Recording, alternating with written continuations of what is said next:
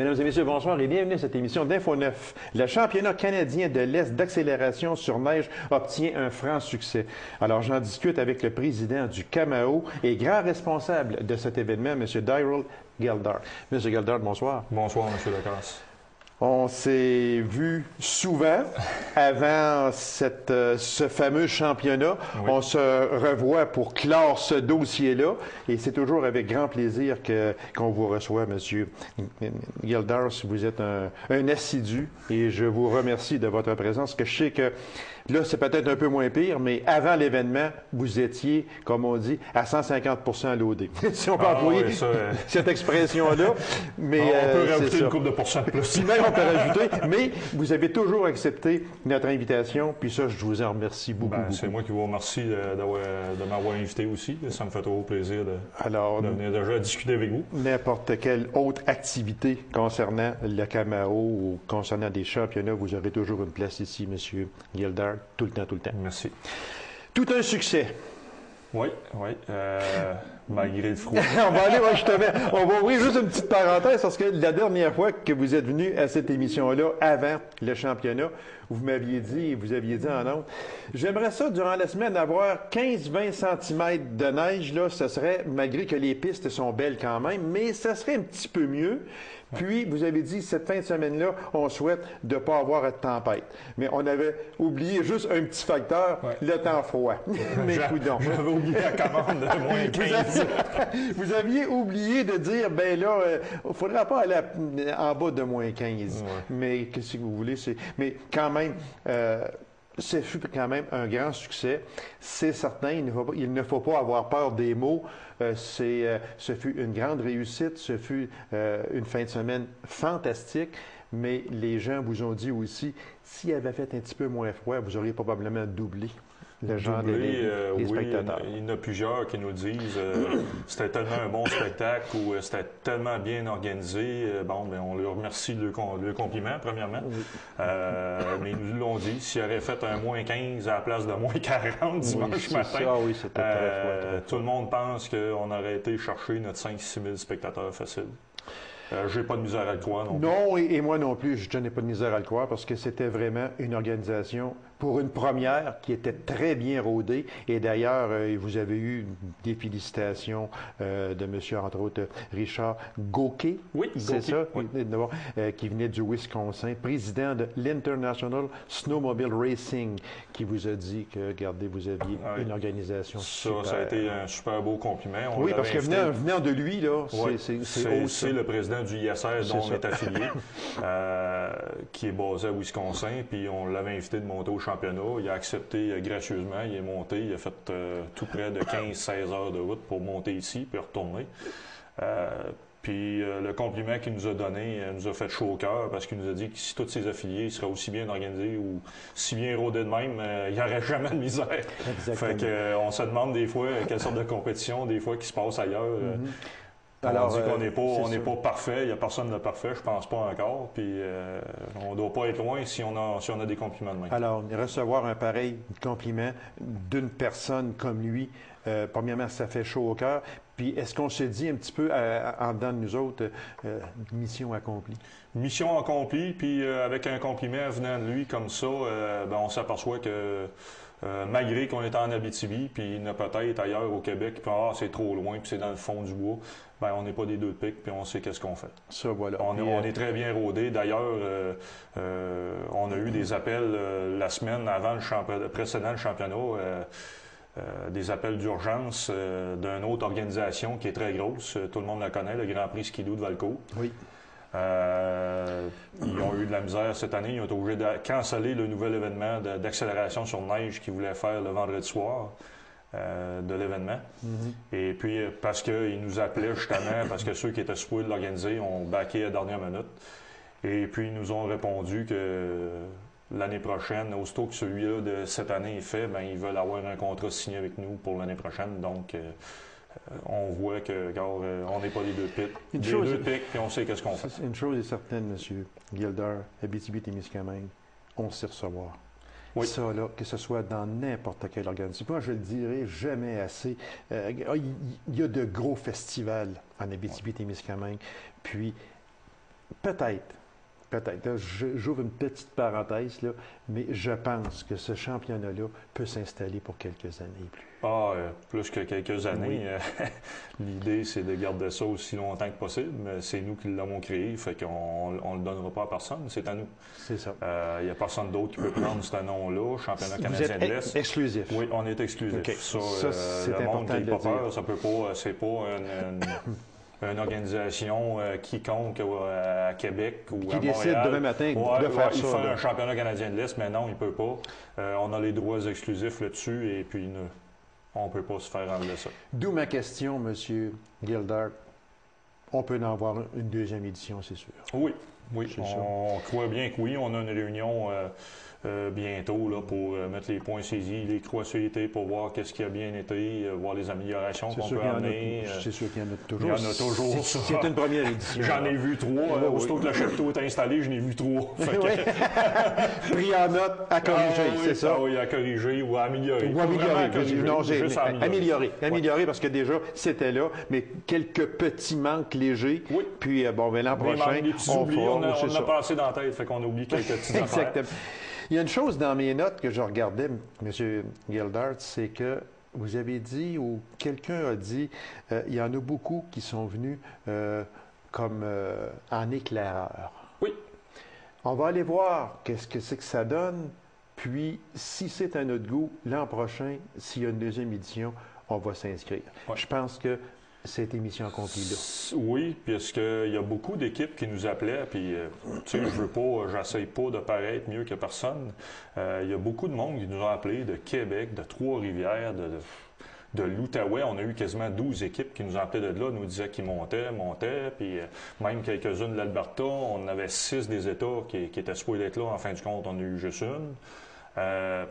Le président Richard Gauquier du ISR me l'a dit. Il dit, ouais, c'est normal un peu. Il dit, tu t'attendais à plus que ça? J'ai dit oui.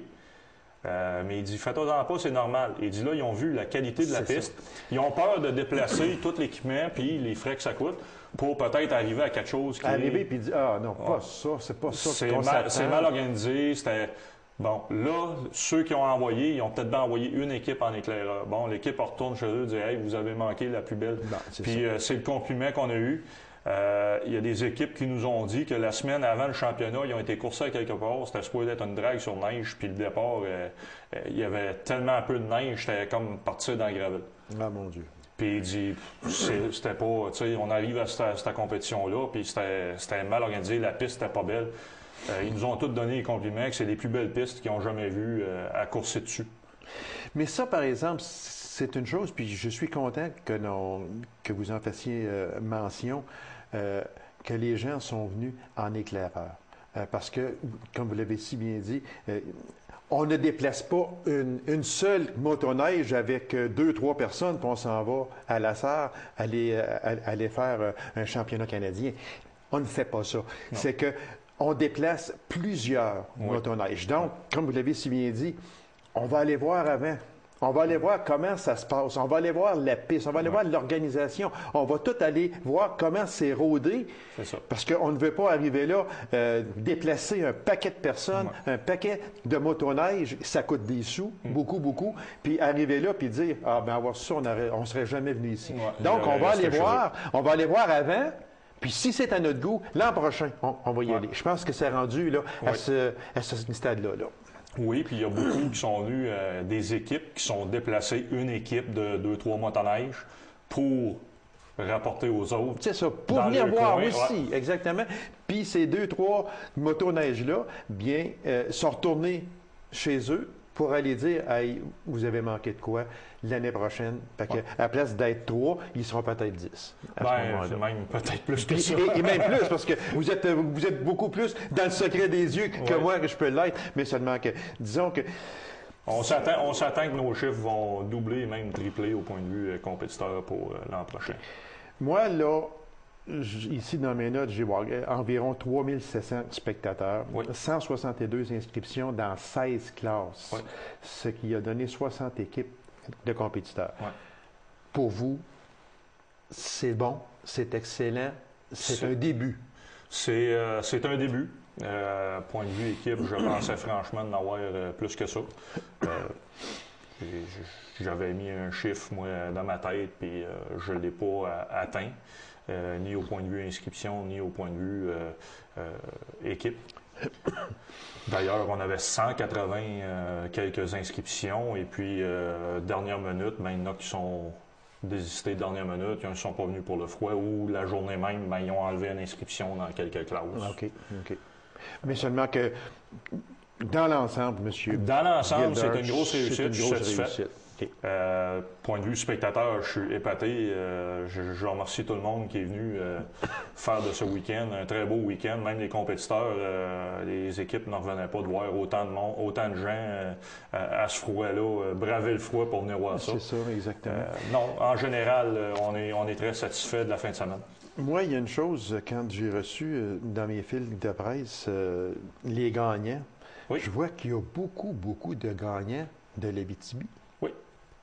Ça veut dire que c'est ancré chez nous, ça, oui. Ces courses-là?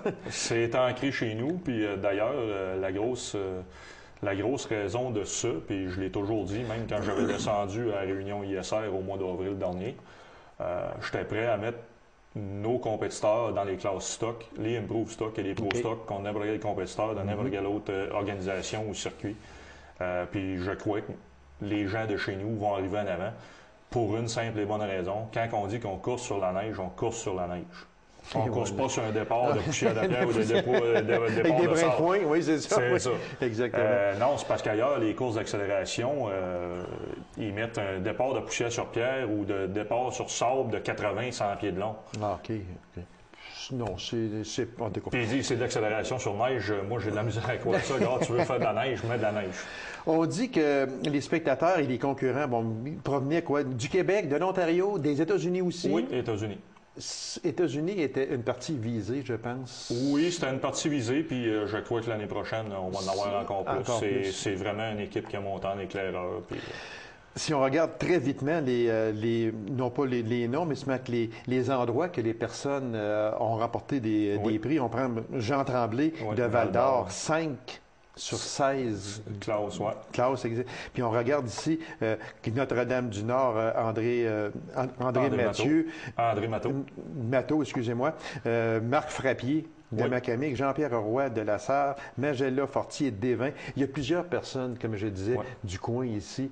On est des maniaques de motoneige. Oui, puis nos gars, c'est, je pense, les meilleurs sur l'accélération sur neige qui existent. En terminant, M. Gilder, vous avez sûrement quelques remerciements à faire, j'en suis persuadé. Oui, j'en ai plusieurs. Je remercie premièrement tous les spectateurs qui ont bravé le froid. Même moi, ces 2 matins-là, ça me tentait pas trop d'y aller, mais j'avais comme pas le choix. Vous n'avez pas le choix trop tôt. S'il y en avait un qui devait être là, c'est vous. Non, j'aurais resté, si j'aurais pas eu l'obligation d'y aller, j'aurais resté avec les 2 bavettes, les 2 pieds sur la bavette du poète. Non, puis je remercie beaucoup tous les 40 plus bénévoles qui sont venus aider cette fin de semaine-là. Sans les bénévoles, on l'a toujours dit, sans les bénévoles, on ne fait pas d'événement. Parce qu'ici, il faudrait payer tout le monde. Puis je dois remercier mes partenaires financiers, puis en particulier M. Éric Lavoie de Excavation Lavoie. Parce que samedi matin, on a eu des problèmes avec notre machine, puis c'est M. Lavoie qui nous a aidés à redémarrer le tout, parce que le circuit, pour avoir la qualité de piste qu'on a, c'est la machine qui est la clé principale. Puis grâce à lui qu'on a réussi à le faire. Monsieur Gilder, merci infiniment. Félicitations à vous. Merci beaucoup. Vous avez été vraiment super. Vous avez accepté nos invitations. Puis c'est avec plaisir que je vous recevais. Puis je vous dis à l'an prochain et je vous cède ici les ondes que vous voudrez avoir, les minutes que vous voudrez avoir pour mousser votre 2e championnat. L'an prochain, vous serez toujours le bienvenu à cette émission-là. Merci beaucoup, M. Lacasse. C'est moi qui vous remercie et on se dit à l'an prochain. Alors, mesdames et messieurs, courte pause et on vous revient immédiatement après. Restez avec nous.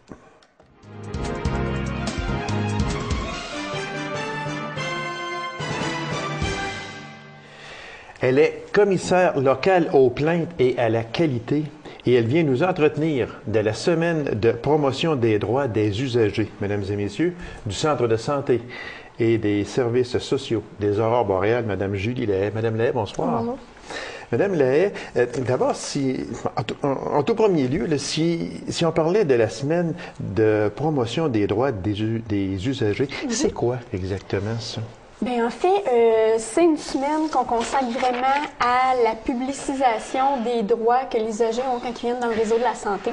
OK. C'est parti d'un projet régional. En fait, tous les commissaires aux plaintes de la région, le commissaire régional, tous les comités des usagers également qui sont là pour soutenir les usagers, on s'est rendu compte que peut-être les gens ne connaissaient pas beaucoup leurs droits. Oui, ils déposaient des plaintes, mais ils ne savaient pas nécessairement est-ce que je peux le faire sur ça, est-ce que c'est un de mes droits. Donc, on s'est dit peut-être ça ferait du bien de faire de la promotion, Oui, leur c'est expliquer ça. c'est quoi leurs droits. Pour leur dire, bien, si vous vous sentez lésé dans peu importe dans quoi, qui est dans le réseau de la santé des aurores boréales, vous avez le droit de, entre parenthèses, porter plainte. Oui, exactement. Et tu sais, on dit souvent qu'il faut faire respecter nos droits, mais pour les faire respecter, il faut les connaître. Je pense que c'est la première étape. Donc, c'est un besoin régional qu'on a ressenti de faire de la promotion sur cet aspect-là. Donc, c'est la 3e édition. Tout le monde s'est regroupé dans la région, là. Tous les centres de santé, les centres généraux aussi, là, les régionaux, là, le centre jeunesse, le centre de réadaptation La Maison, Claire Foyer, le centre Normand. Donc, tout le monde s'est regroupé pour passer une semaine vraiment sur la promotion des droits. Parce que je suis certain que à force d'en parler, on va dire aux gens, comme on disait tantôt, ben, si vous êtes lésé, vous avez le droit de faire une plainte. Parce qu'encore aujourd'hui, peut-être que les gens ne savent pas qu'ils peuvent faire une plainte, ou aussi, peut-être que les gens peuvent dire, ben là, moi, si je fais une plainte, après ça, là, ils vont dire quoi là, quand je vais me représenter à la face, moi, au centre hospitalier? C'est confidentiel? Oui, ça, tout le processus de plainte, c'est confidentiel. Puis c'est sûr que porter plainte, c'est un des droits. Oui, c'est un droit fondamental. Vous avez le droit de le faire. Mais pendant cette semaine-là, non seulement on veut dire aux gens, si vous avez des insatisfactions, contactez-nous, mais on veut leur dire même, avant même d'avoir des insatisfactions, sachez que vous avez des droits et que vous devez vous impliquer dans vos soins, que vous devez faire respecter vos droits et évidemment respecter vos obligations. Oui, parce que c'est très important aussi. Alors, au moment où l'émission va être en ondes, on va être justement dans cette semaine-là. Si on parlait des dates. Ben, en fait, c'est ça, la semaine cette année est du 7 au 11 février. C'est pas mal toujours la première semaine de février. Donc, évidemment, à la grandeur de la région, il va y avoir des activités, que ce soit des kiosques d'information, des visites de centres d'hébergement. Il va y avoir, comme par exemple ici à La Serre, il y a eu un kiosque hier, si on se prend au moment où l'émission passe, exactement. ou à la pharmacie Jean Coutu. Et aujourd'hui, il va y avoir un kiosque au Carrefour La Serre, donc le 10 février. Mais vraiment, le point culminant de la semaine dans toute la région, c'est le déplacement d'une pièce de théâtre qui s'appelle Sors de ta bulle, qui est une pièce de théâtre régionale. Ça, on va en revenir juste un petit peu parce qu'on a d'autres choses avant à parler là, des fameux droits des usagers. C'est quoi les droits? Il y en a plusieurs. Oui. C'est quoi exactement les droits que les usagers ont le droit de prendre? En fait, c'est ça. Il y en a 14. On a déjà parlé qu'il y avait le droit de porter plainte. Donc, ça, c'est un droit qui est reconnu dans la loi. Il y a des droits là, qui vont de soi, là, comme le droit de recevoir des soins en cas d'urgence. Donc, ça, je pense que c'est évident. Il y a le droit d'être informé sur les services existants. En fait, il y a plusieurs droits à l'information. Donc, droit à l'information sur les services existants. J'ai le droit de savoir, moi, si je peux faire telle chose ou telle chose. J'ai le droit j'ai le droit de me renseigner. Parce que souvent, on va dire que, mon Dieu, le réseau de la santé, c'est tellement gros. J'ai le droit à quoi, moi, là-dedans? Mais c'est ça, en fait, l'usager a le droit d'être informé sur tous les services qui pourraient lui être utiles. Il doit être informé sur son état de santé. Il doit recevoir toute l'information sur les traitements qu'il peut recevoir parce qu'on le sait, c'est à l'usager de consentir à ses soins. Donc, évidemment, pour pouvoir accepter ou refuser des soins, il faut qu'il reçoive toute l'information. L'usager a le droit de participer à ses soins, participer aux décisions qui le concernent. Donc ça, c'est important aussi. Oui, c'est même plus qu'un droit, hein, c'est une obligation morale de s'impliquer dans ses soins. Parce qu'un usager peut refuser un traitement. On peut aller jusque-là. Alors, c'est dans son droit de dire à son médecin, non, moi, ça, là, je veux pas ça. C'est dans son droit. La chose importante, c'est vraiment qu'il ait reçu toute l'information. Toute l'information, ça, par exemple, c'est important. Avant de prendre sa décision. Exactement, parce que c'est beau dire, non, ça, moi, là, ce traitement-là, je veux pas l'avoir. Mais par contre, il faut qu'on t'explique que si on ne te le donne pas, les conséquences vont arriver. C'est quoi les conséquences? Si vous le prenez, si vous ça. le prenrenez pas. Donc ça, c'est important de passer le temps avec son médecin pour avoir ces explications-là. Ce sont des choses que très souvent les usagers ne savent pas. Parce que ça arrive qu'ils disent moi, ils m'ont donné une telle chose, puis je ne voulais pas avoir ça, mais dans votre droit, vous pouvez le refuser. Oui. C'est ce qui est important. Mais comme vous avez si bien expliqué et si bien dit, il faut demander, par exemple, les conséquences, si conséquences il y a à refuser un traitement. Mais exactement. En fait, c'est là qu'on tombe un petit peu dans les obligations des usagers. Quand on parle d'obligations, demander, poser des questions pour être sûr d'avoir compris, pour être sûr d'avoir l'information qu'on a besoin, ça fait partie de nos obligations. Si on voit que le professionnel prend pas le temps de le faire, c'est à nous de dire, écoutez, je comprends pas. Prenez le temps de me l'expliquer ou je suis pas certaine que je veux ce médicament-là.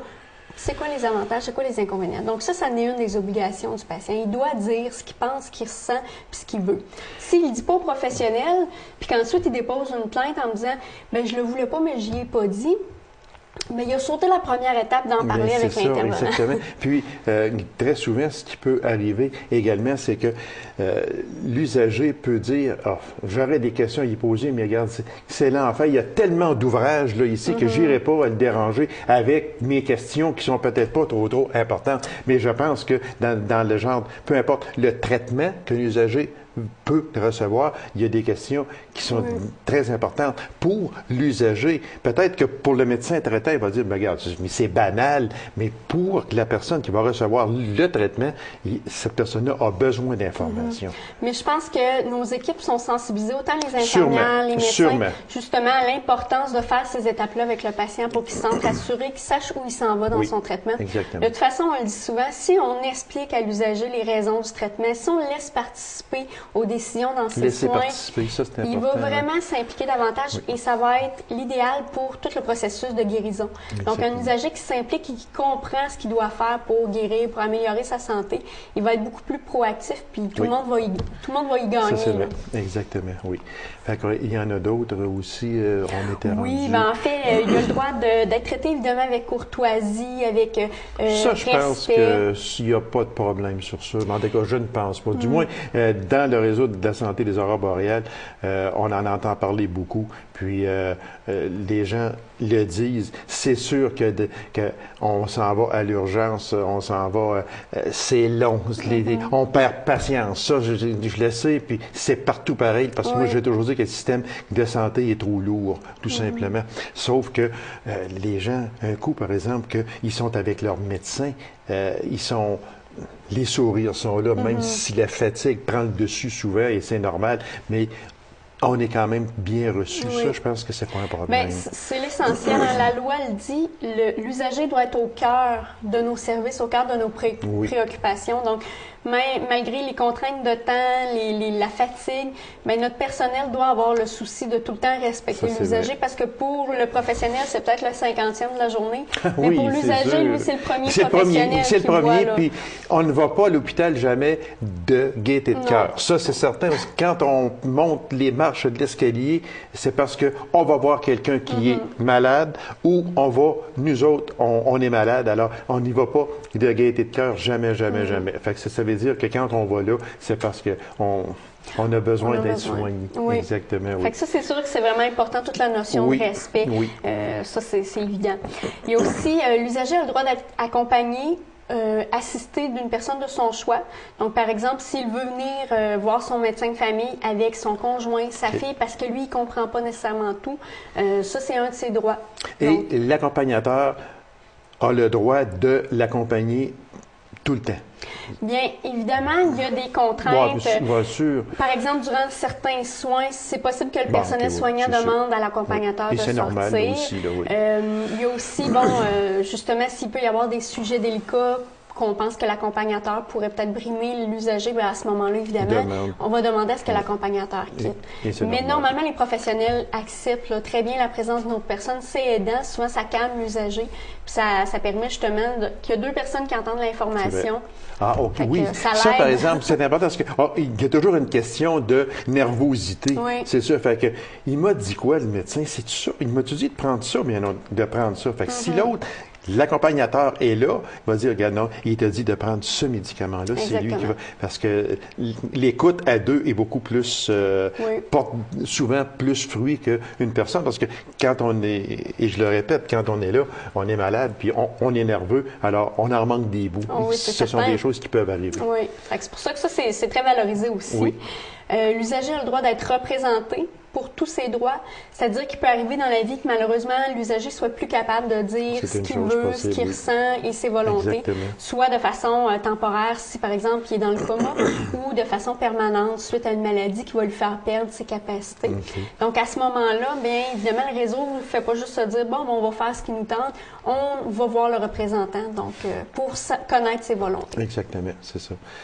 Est-ce qu'on a touché pas mal à tous les points? Oui, de façon générale, il y a aussi le droit de recevoir des services en langue anglaise si c'est notre langue maternelle. Évidemment, ici, dans la région, ça se pose pas très souvent, mais on a quand même une liste de personnes qui sont parfaitement bilingues pour accompagner un usager qui se présenterait et qui parlerait seulement anglais.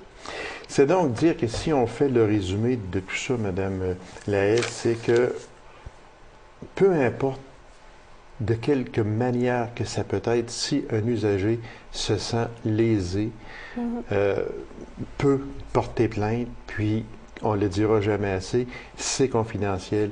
Il n'y aura pas de retour de balancier par après, c'est certain. La personne n'a pas à se dire si je porte plainte, parce que là, vraiment, c'est pas à mon goût. Je pourrais plus retourner à l'hôpital parce qu'ils vont me juger, ils vont dire qu'est-ce que c'est qui se passe avec ça. Ce n'est pas ça. C'est confidentiel, il faut le dire. Non seulement c'est confidentiel, mais même à travers l'organisation, la plainte est vraiment perçue comme un moyen d'améliorer la qualité. Et voilà. Et non pas une méthode pour taper sur les doigts. C'est en plein ça.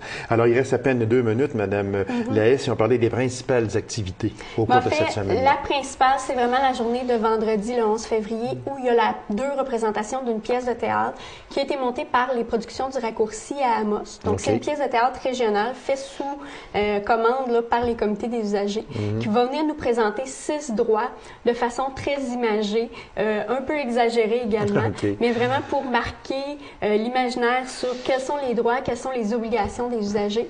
Donc, cette pièce-là va avoir lieu vendredi le 11 février à 1h30 au CHSLD de Macamic dans la salle d'animation. Et la deuxième présentation va avoir lieu à 19h au centre Saint-André, juste à côté de l'église, à la salle. Exactement. Alors, c'est quand même une belle semaine. Alors, pour ceux qui prendraient l'émission en rediffusion la fin de semaine du 12 de février, bien, au moins, les activités seront terminées, sauf que ce que nous avons parlé pour le droit des usagers, ça, c'est vraiment très important. Alors, Madame Lahaye, merci infiniment. Et puis, on se donne rendez-vous dans la semaine du 7 au 11 février pour la semaine des promotions des droits des usagers. Merci beaucoup, Madame. C'est moi qui vous remercie. Alors, Mesdames et Messieurs, merci d'avoir été là. On se donne rendez-vous à une prochaine émission d'Info 9. Au revoir.